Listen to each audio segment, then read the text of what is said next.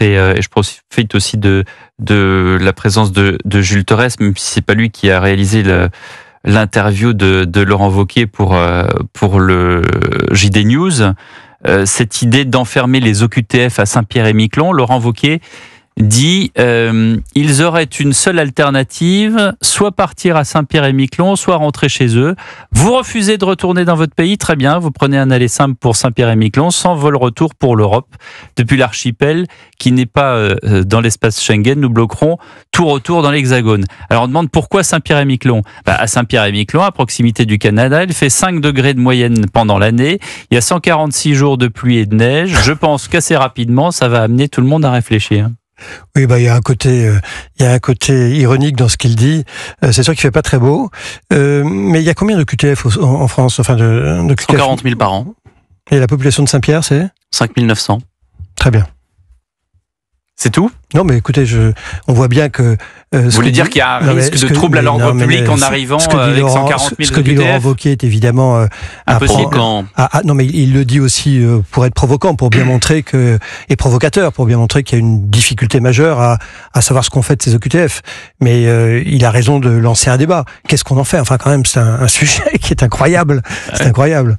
Mais enfin, clairement, oui, on va pas mettre 140 000 personnes dans une population qui en a 6 000. Jules, mais c'est évidemment une proposition choc, une proposition très provocante. On sait qu'elle a lieu alors que le congrès des Républicains a lieu dans à peine un mois maintenant, mais elle a au moins le mérite, cette proposition, cette mesure, d'animer un débat. C'est vrai que tout le monde se pose la question de qu'est-ce qu'on fait avec ces OQTF. On en délivre 140 000 par an, on en exécute à peu près entre 13 et 15 000, donc on est autour d'entre 7 et 10% depuis maintenant 10 ans, et personne n'a cette solution pour répondre, pour juguler cette hémorragie d'OQTF, si je peux parler ainsi. Donc au moins Laurent Wauquiez a le mérite de poser cette question-là.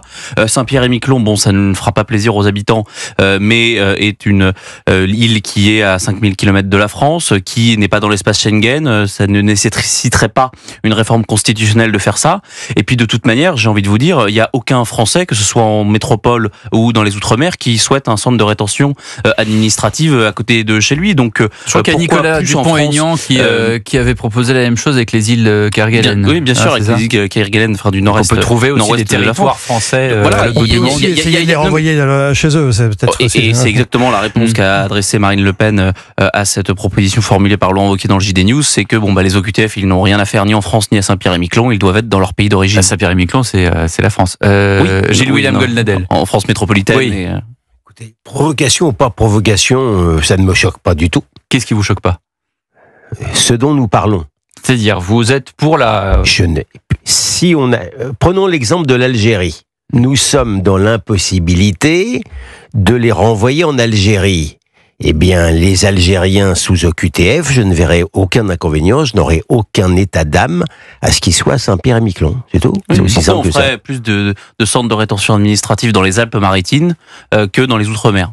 Il y a cette question-là. Et quand on lui répond, pour le coup, Laurent Wauquiez, il a le mérite de répondre au cash. Parce que, honnêtement, mes collègues journalistes qui l'ont interrogé ne savaient pas qu'il répondrait ça. Et quand il vous dit, en fait, là-bas, il fait froid, il y a 146 jours de pluie et de neige par an, je peux vous dire que on n'a pas envie d'y vivre toute l'année.